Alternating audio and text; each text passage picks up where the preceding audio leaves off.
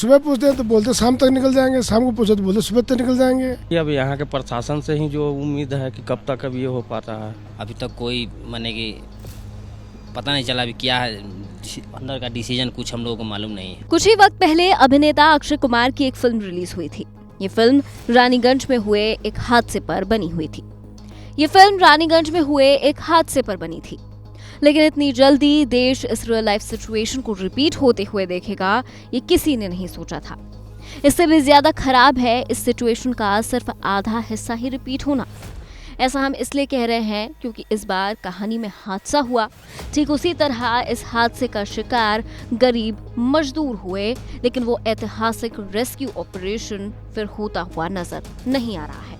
तमाम कोशिशों के बावजूद 6 दिनों के बाद तक भी मजदूरों को बाहर नहीं निकाला जा सका। उत्तरकाशी टनल के भीतर फंसी 40 जिंदगियों को निकालने की कवायद बेहद धीमी गति से चल रही है। अब परिजनों के सब्र का बांध टूटने लगा है। रेस्क्यू में कितना वक्त लगेगा, अधिकारी और एक्सपर्ट्स के पास भी इसका कोई जवाब नहीं है। टनल के अंदर फंसे लोगों को 5 दिन बीत चुके हैं, आज 6वां दिन है, लेकिन अभी तक किसी के पास इस बात का जवाब नहीं है कि आखिर कब तक सब लोगों को सुरक्षित बाहर निकाला जा सकेगा। अभी तक की सिचुएशन के हिसाब से 4 पाइप तक नई अमेरिकन ऑगर मशीन ड्रिल कर चुकी है। एक पाइप 6 मीटर लंबी है, यानी सुबह 11 बजे तक 24 से 25 मीटर तक की ड्रिलिंग हो चुकी है। लेकिन अभी कितना और ड्रिल करना है और कब तक ये हो पाएगा, इसका जवाब किसी अधिकारी एक्सपर्ट के पास नहीं है। एक अनुमान के मुताबिक टोटल 70 मीटर की ड्रिल होनी है, मतलब इस हिसाब से अभी तक आधी दूरी ड्रिल भी नहीं हो पाई है। वजह साफ है कि पूरा रेस्क्यू ऑपरेशन बेहद धीमी गति से चल रहा है और यही वजह है कि अब प्रशासन पर भी सवाल उठ रहे हैं।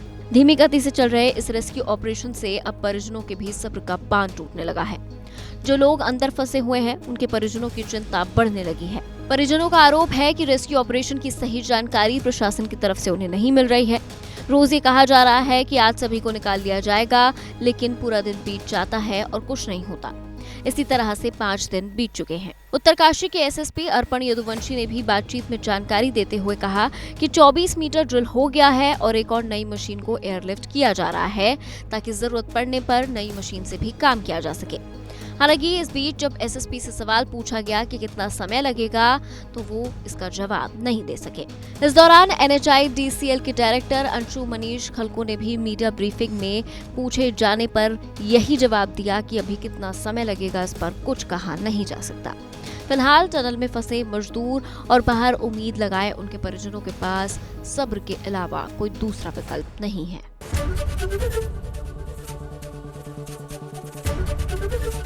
ABP गंगा, खबर आपकी, जुबान आपकी।